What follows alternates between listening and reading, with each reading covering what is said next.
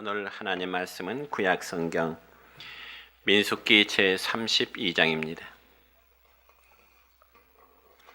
민수기 제32장은 구약 성경 250페이지입니다.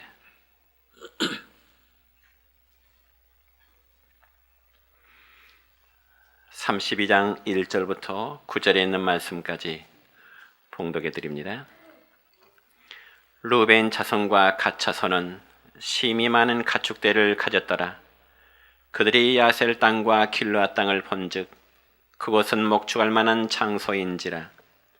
갓 자손과 루벤 자손이 와서 모세와 제사장 엘르아살과 회중 지휘관들에게 말하 이르되 아다롯과 디본과 야셀과 니므라와 헤스본과 엘르알레와 스밤과 느보와 부온 곧 여호와께서 이스라엘 회중 앞에서 쳐서 멸하신 땅은 목축할 만한 장소요 당신의 종들에게는 가축이 있나이다.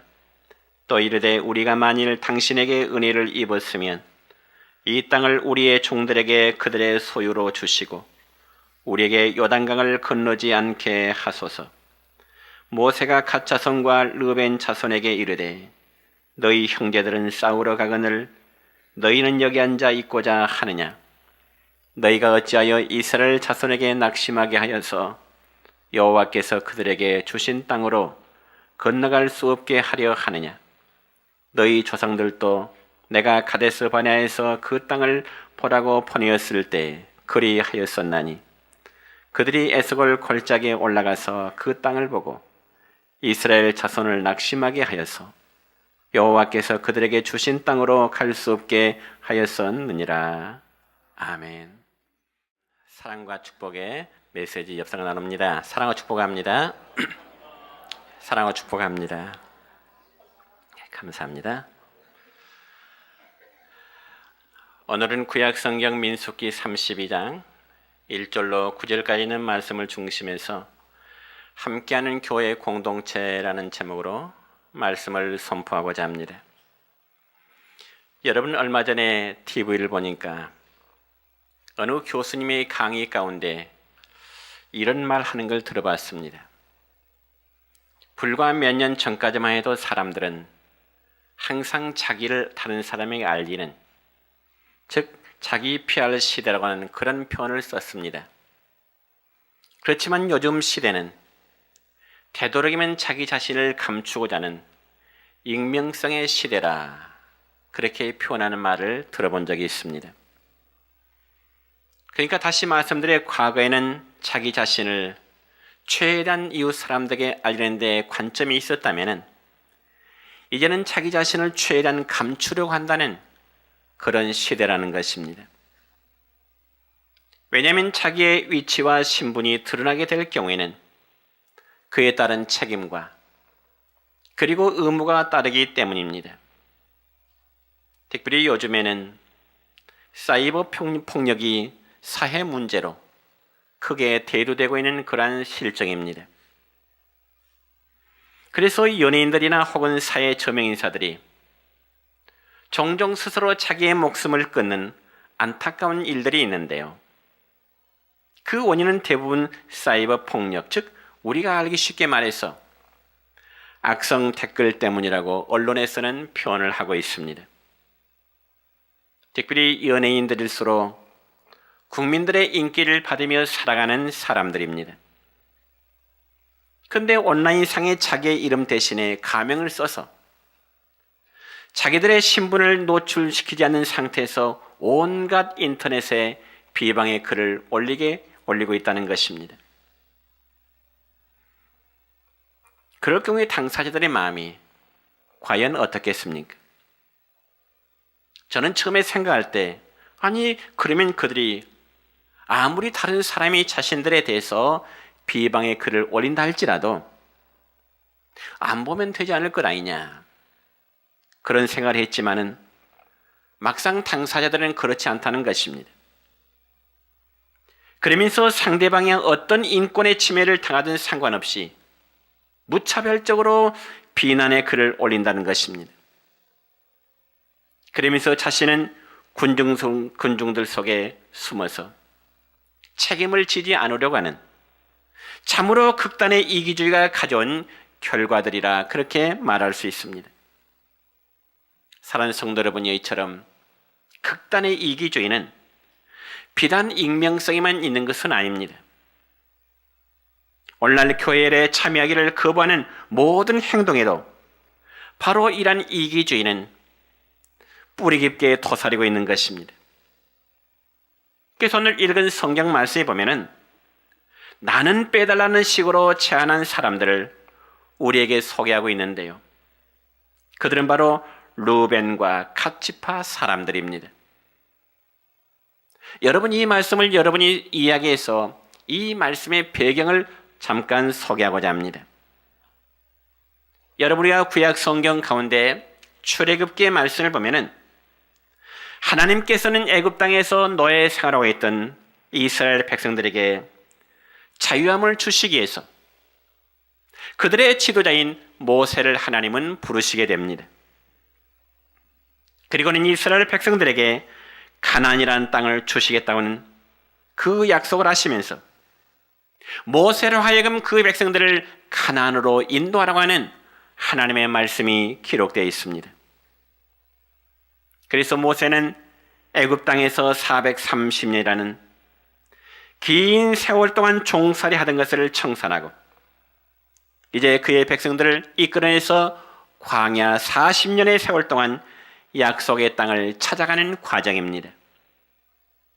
그리고는 마지막 요단강만 건너면 이제 자기의 조상들 아브라함에게 약속하신 그 약속의 땅인데 모세는 그 요단강을 건너기 전에 저 요단 동편, 즉 모압 땅에서 그의 백성들에게 다시 한번 하나님이 그들에게 주신 말씀을 주지시키고 있는 것입니다. 그런데 모세가 요단 동편 땅에서 그의 백성들에게 다시 한번 영적인 각성을 주지시키고 있는 그곳은 마침 물과 풀이 많아서 목축을 하기에 아주 적당한 땅이었습니다. 그래서 오늘 본문 1절의 말씀 보면 이렇게 기록되어 있습니다. 시작. 루벤 자손과 갓 자손은 심히 많은 가축대를 가졌더라. 그들이 야셀 땅과 길르앗 땅을 본즉 그것은 목축할 만한 장소인지라. 아멘. 그러니까 여러분, 여기 루벤 자손과 갓 자손의 이 지파 사람들에게는 가축대가 아주 많았음을 볼 수 있습니다. 그래서 그들은 그들의 지도자인 모세에게 나와서 이런 요청을 하게 됩니다. 무슨 요청이요? 오늘 본문 5절의 말씀입니다. 시작. 우리가 만일 당신에게 은혜를 입었으면 이 땅을 당신의 종들에게 그들의 소유로 주시고 우리에게 요단강을 건너지 않게 하소서. 아멘. 여러분, 하나님이 약속하신 가나안 땅의 정복은 과연 누가 해야 될까요? 몇몇 소수의 지파들만 하나님이 그 조상들에게 주신 가나안 땅의 정복을 해야만 될까요? 그건 아닙니다. 여러분, 하나님은 아브라함을 통해서 약속의 땅 가나안을 약속하시는데 그 가나안 땅은 이스라엘 백성 전체가 같이 들어가서 정복을 해야 될 그런 땅입니다. 그럼에도 불구하고 루벤 지파 사람들과 그리고 갓 지파 사람들은 현재 자신들이 머무르고 있는 그 땅이 마음에 드니까 자기들은 그곳에 그냥 눌러 살겠으니 지도자 모세여 우리에게 허락해 주세요. 우리는 약속의 땅 들어가지 않고 우리는 그냥 여기서 머물러 살겠습니다 하는 그런 요청이었습니다. 그러나 여러분, 이 말은 이스라엘 전체 백성들이 들을 때는 오해를 받기에 충분한 말이었습니다. 왜냐하면 자기들만 정말 생명을 건 전투에서 빼달라고 하는, 전쟁에 참여하지 않기를 바라는 극단적인 이기주의의 모습을 그대로 보여주고 있기 때문에 그렇습니다. 여러분, 우리의 주변에도 보면 종종 그런 경우들이 있습니다. 어떤 일에 있어서 좋은 일에는 자기를 드러내기 위해서 앞에 서는 것 같은데 어떤 굳은 일에 있어서는 꼭 미꾸라지처럼 뒤로 빠지라는 그런 사람들이 있습니다. 만약 그런 사람들이 우리의 주위에 있다면 상당히 피곤할 수밖에 없습니다. 그런데 오늘 본문의 말씀을 보면 모세 주변에 루벤 지파 사람들과 갓 지파의 사람들이 그러했다 그 말입니다. 자기들은 요단강을 건너지 않고 가나안 땅에 살고 있는 그들과 전투하지 아니하고 그냥 그곳에 터를 잡고 눌러 살겠다는 것입니다. 여러분, 사람에게는 서로에 대한 의리가 있어야 되는 것입니다. 그래서 어떤 일을 함께 시작을 했다면 끝도 함께 맺어야 되겠죠. 그런데 어떤 경우에 힘들고 어렵다고 해서 마이웨이, 즉 나의 길만을 스스로 걷는다고 한다면 이 세상에 무슨 의리가 필요 있고 이 세상에 무슨 신뢰감이 있겠습니까? 오늘 본문의 말씀을 보면은 루벤 지파와 갓 지파 사람들은 자기들이 우선 눈앞에 보이는 좋은 땅만을 바라보고는 거기에 눌러 살겠다는 것입니다. 그리고는 자기의 형제들과는 함께하지 못하겠다는 것입니다. 우리만 여기서 눌러 살겠습니다는 것이죠. 그러자 본문 6절과 7절의 말씀을 보면은 모세는 그들을 향하여 엄하게 책망의 말을 주게 됩니다. 같이 읽습니다. 모세가 갓 자손과 르벤 자손에게 이르되 너희 형제들은 싸우러 가거늘 너희는 여기 앉아 있고자 하느냐? 너희가 어찌하여 이스라엘 자손에게 낙심하게 하여서 여호와께서 그들에게 주신 땅으로 건너갈 수 없게 하려 하느냐? 그러니까 이 말씀의 의미는 한마디로 르벤 지파 사람들과 그리고 갓 지파 사람들이 이스라엘 백성들 공동체에 한마디로 힘을 빼고 있는 것입니다. 그럼 우리는 오늘 본 말씀을 통해서 신앙 공동체에 있어서 정말 협력과 합심이라는 것은 대단히 중요한 사람이 살아가는 덕목임을 알 수 있게 됩니다. 그래서 우리는 이 시간 두 지파의 행동과 모세의 책망과 그들을 향한 권면을 통해서 과연 신앙 공동체의 협력을 저해하는 그 요소가 무엇인가를 알 수 있고 또한 우리는 어떻게 하면 이런 장애를 해소하고 하나님이 원하시는 하나님이 기뻐하시는 아름다운 교회 공동체를 이루어갈 것인가? 세 가지로 나눠 말씀을 증거한다면 첫째는 교회 아름다운 공동체를 이루기 위해서는 교회 공동의 목적의식을 가져야 하는 것입니다.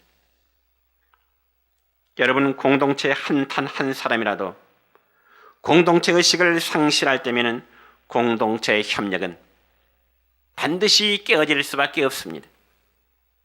여러분 보세요.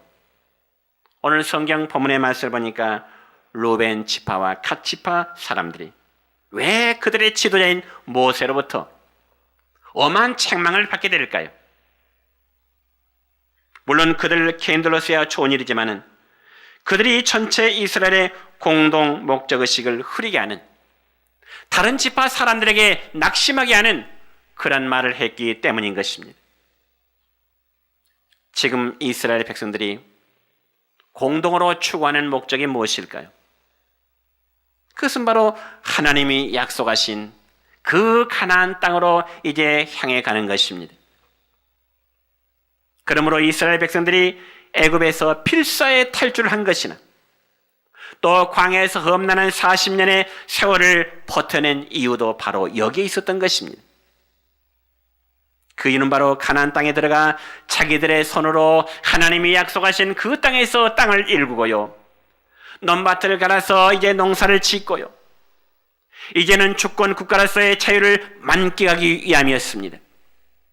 또한 그들은 약속하신 땅에 들어가서 마음껏 하나님을 섬기며 차사온 대대로 행복하게 사는 그 날을 꿈꿨기 때문에 그 40년의 고난을 겪어서 광야 생활을 하게 된 것입니다.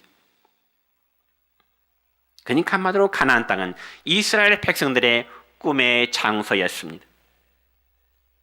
그러면 하나님께서는 이스라엘 백성들에게 언제 누구를 통해서 가나안 땅을 주시겠다고 약속했을까요? 그것은 바로 오래전 믿음의 조상인 아브라함을 통해서 그들에게 주셨던 약속의 말씀이었습니다. 그래서 아브라함은 그 약속 하나 때문에 본토 친척, 아비집 모든 친척들이 사는 자기의 고향을 떠날 수 있었던 것입니다. 뿐만 아니라 야곱을 보실까요? 야곱이라는 사람은 한때 저 밧단 아람에서 큰 부자가 되었지만 가나안 땅으로 생명을 건 귀환을 하게 된 것입니다. 그렇지만 야곱은 어디서 죽었을까요? 애굽이라는 땅에서 죽었습니다. 그렇지만 야곱은 어디에 묻히기를 소망했을까요? 자기 조상 아브라함을 통해서 주셨던 그 가나안 땅에 죽어서라도 자기의 몸이, 자기의 뼈가 묻히기를 원했던 것입니다. 그리고 그의 아들 요셉도 애굽에서 총리 대신하며 모든 부귀와 존영을 누렸지만은 자기의 유골을 어디에 묻어달라고 요청했을까요? 그건 역시 가나안 땅이었습니다. 그러니까 여러분, 가나안이라는 곳은 죽어서라도 가야 될 그 거룩한 땅이었습니다. 바로 이러한 의미 때문에 이스라엘 백성들은 광야 40년의 생활의 모든 고난을 그들은 감수하고 이제는 요단 동편까지 이르게 된 것입니다. 그런데 루벤 지파와 갓 지파가 하는 말이 무엇인가요? 우리는 요단강을 건너지 않겠다는 것입니다. 가나안 땅에 들어가서 그들의 온 부족들과 전쟁하지 않겠다는 것입니다. 그러면서 우리들은 빼주세요 하는 겁니다. 우리들은 빼주세요. 여기가 물과 풀이 많으니 여기서 우리가 목축을 하면서 그냥 여기 남아 살겠습니다. 이 말 한마디가 이스라엘 전체에 미치는 양이 가히 어떠하겠습니까? 공동체를 와해시켜도 이 정도로 와해시키는 말이 없는 것입니다. 한마디로 이스라엘 전체 공동 목적 의식을 흐려도 이렇게 흐르는 말은 없다, 그 말입니다. 다시금 7절의 말씀 보면 모세가 그들을 향하여 이렇게 꾸짖습니다. 시작. 너희가 어찌하여 이스라엘 자손에게 낙심하게 하여서 여호와께서 그들에게 주신 땅으로 건너갈 수 없게 하려 하느냐. 그러면서 계속해서 또한 8절 9절 말씀 볼까요? 시작.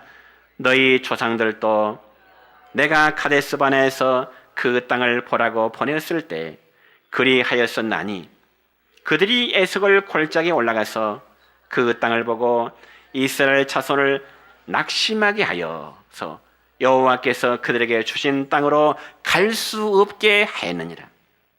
사랑하는 성도 여러분이요, 7절, 8절, 9절의 말씀이 무슨 의미인 줄 아십니까? 지금 백성들이 지난 40년 동안 가나안에 들어가지 못하고 광야에서 고생한 그 이유는 바로 40년 전 저 카데스 바네아에서 보낸 열망의 청탐꾼들을 보고 때문이라고 책망하고 있습니다. 카데스 바네아에서 열망의 청탐꾼의 보고가 어땠을까요? 아무리 하나님이 약속하신 땅이라 할지라도 우리가 저 가나안 땅에 들어가서 청탐해 보니 우리가 그곳에 들어간다고 하는 것은 불가능할 것 같습니다. 안 되겠습니다. 부정적인 보고였습니다. 그러니 그러한 보고로 인해서 이스라엘 전체 공동체가 낙심이 된 적이 있죠. 그리고 그것이 결국 원인이 되고 40년간의 광야 생활을 하게 된 것입니다. 그런데 이제는 요단강만 건너면 되는데 이 또 두 지파가 문제입니다. 루벤 지파와 갓 지파가 백성들을 낙심하게 하고 있습니다. 사랑하는 성도 여러분이요, 우리는 알아야 됩니다. 우리 한 사람 한 사람이 교회 전체가 추구하고자 하는 공동 목적을 상실할 때 교회의 협력은 현저하게 위협을 받게 되는 것입니다. 그리고 그 결과는 어떻습니까? 분열을 낳게 되는 거지요. 서로가 서로의 마음에 상처가 되고 마음이 갈라지게 되고, 여러분 성경에 기록된 모세는 어떤 지도자상을 갖고 있다고 여러분 생각하십니까? 저는 생각할 때요, 이스라엘의 역사상, 아니 세계 역사상 이 모세야말로 가장 카리스마적인 그런 지도자라고 저는 평가하고 싶습니다. 그런데요, 그러한 모세조차도 전체 공동체의 목적의식을 상실한 사람들 앞에서는 어떠한 지도력도 발휘할 수가 없게 된 것입니다. 사는 성도 여러분이요, 우리 모두는 내정 교회 성도라고 하는 공동체의 목적의식을 항상 가지고 있어야 됩니다. 그래서 교회 공동체의 기쁨이 여러분의 기쁨이 되고 즐거움이 우리 모두의 즐거움이 되는 이런 은혜가 여러분의 길을 축원합니다. 두 번째로 아름다운 교회 공동체를 이루기 위해서는 성도의 사사로운 자족감을 버려야 되는 것입니다. 오늘 본문 4절과 5절의 말씀입니다. 시작. 여호와께서 이스라엘 회중 앞에서 쳐서 멸하신 땅은 목축할 만한 장소요, 당신의 종에게는 가축이 있나이다. 또 이르되 우리가 만일 당신에게 은혜를 입었으면 이 땅을 당신의 종들에게 그들의 소유로 주시고 우리에게 요단강을 건너지 않게 하소서. 여러분, 루벤과 갓지파가 가나안 땅에 들어가기를 급한 또 다른 이유는 그들이 스스로 사사로운 만족감에 빠져 있었기 때문에 그렇습니다. 사사로운 만족감에 빠져 있기 때문에. 물론 이와 같은 경우가 신약 성경에 보면 기록되어 있는데, 한 것의 예를 보자면 마태복음 17장에 기록된 내용입니다. 여러분, 마태복음 17장의 말씀 보면 한 번은 예수님께서 높은 산 위에 오르셨습니다. 그 높은 산을 우리는 통상 변화산이라 이렇게 말합니다. 그런데 예수님은 그 변화산 높은 산에 오르실 때 제자 셋을 데리고 올라가시지요. 베드로와 야고보와 그의 형제 요한이었습니다. 그런데 갑자기 예수님의 얼굴이 해같이 빛납니다. 예수님의 옷이 마치 빛이 납니다. 그러자 그러한 모습을 본 베드로가 예수님에게 이런 제안을 하게 되네요. 마태복음 17장 4절의 말씀입니다. 시작. 주여, 우리가 여기 있는 것이 좋사오니 만일 주께서 원하시면 내가 여기서 초막 셋을 짓되 하나는 주님을 위하여, 하나는 모세를 위하여, 하나는 엘리야를 위하여 하리이다. 아멘. 이는 한마디로 베드로가 예수님의 변화된 모습을 보고 황홀경에 빠져 있는 것입니다. 그래서 베드로는 그것이다, 자기가 그 높은 산에 초막 셋을 지켰는데 하나는 제가 주님을 위해서 초막 하나 짓고요, 또 하나는 모세를 위해서 초막 하나를 짓고요, 그리고 또 하나는 엘리야 선지자를 위해서 제가 초막 하나를 짓겠습니다. 그러니까 예수님의 제자 베드로가 그 높은 산에서 정말 예수님이 변화된 그 모습을 보고 황홀경에 빠져서 예수님을 위해서, 모세를 위해서, 엘리야를 위해서 각각 하나씩 세 개의 초막을 지켰다는 것입니다. 베드로의 그 말에서 예수님의 반응이 어떨까요? 그래, 초막 셋을 지어서 우리가 이 높은 곳에 살면 참 좋겠구나. 그래, 지어라. 주님의 반응이 그랬을까요? 한마디로 주님의 반응은 No, 안 된다는 것입니다. 허락하지 않았습니다. 왜 그랬을까요? 산 밑에는 나머지 제자들이 있습니다. 여전히 산 밑에는 9명의 제자들이 있습니다. 그리고 제자들뿐만 아니라 지금 산 밑에는 여전히 귀신 들린 자들이 있고요, 더 중요한 것은 예수님이 십자가를 져야 될 사명이 예수님에게는 남아있기 때문에 베드로의 제안에 예수님은 안 돼, 거절하시게 된 것입니다. 그럼에도 그들을 놔두고 나만 좋다고 산 위에 머문다고 하는 것은 베드로의 착각이었습니다. 바로 이러한 생각들이 공동체의 협력을 깨뜨리는, 제자들의 공동체의 협력을 깨뜨리는 요인이 되는 것입니다. 여러분, 물론 우리에게 주어진 여건 속에서 자족하는 일, 아름다운 일입니다. 그러나 항상 지나친 욕심은 오히려 화를 불러오기 마련인 것입니다. 그래서 디모데전서 6장 6절부터 8절까지의 말씀엔 이런 말씀이 있습니다. 시작. 자족하는 마음이 있으면 경건은 큰 이익이 되느니라. 우리가 세상에 아무것도 가지고 온 것이 없음에 또한 아무것도 가지고 가지 못하리니 우리가 먹을 것과 입을 것이 있은즉 족한 줄로 알 것이니라. 아멘. 여러분, 우리가 하나님이 주신 은혜에 자족할 때, 우리가 얻는 것이 하나님부터 많든지 적든지 그것이 자족함을 느끼는 자에게는 경건 생활에 큰 유익이 될 것입니다. 주신 것에 감사할 줄 아는 마음, 그것이 크든지 작든지 내게 주신 것을 감사할 줄 아는 신앙인 경건 생활에 유익이 있습니다. 그러나 사사로운 만족감은 이와는 차원이 다른 것입니다. 그것은 이기적인 것이요, 항상 자신만을 생각하기 때문에 그렇습니다. 사사로운 만족감은 결코 전체 공동체를 생각하지 않습니다. 또한 하나님이 기뻐하시고 선하시고 온전하신 뜻이 무엇인지도 찾으려고 하지도 않습니다. 그 결과 공동체 전체에서 내가 할 일이 무엇인가? 내가 내정교회 공동체에서 내가 할 일이 무엇일까? 그런 의식조차도 갖지를 않게 되는 것입니다.